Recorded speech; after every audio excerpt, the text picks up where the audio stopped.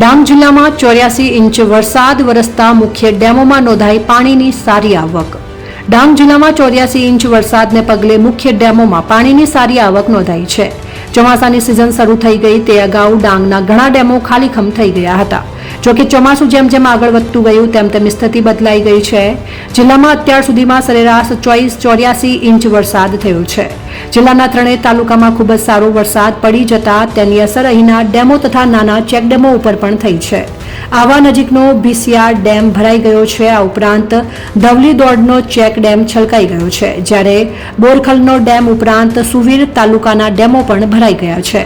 ડાંગ જિલ્લાના 40 અને સિંચાઈ વિયર 2ના 14 ચેકડેમો અને નવા 12 ચેકડેમો, અન્ય નાના મોટા ચેકડેમો તેમજ વિયરના પાણીની સારી આવક થવાને કારણે જિલ્લાના મહત્વના ડેમો ભરાઈ ગયા છે અને ડાંગ જિલ્લામાં 84 ઇંચ વરસાદ પડતા આગામી ઉનાળો પાણીની સમસ્યામાંથી રાહત મળશે.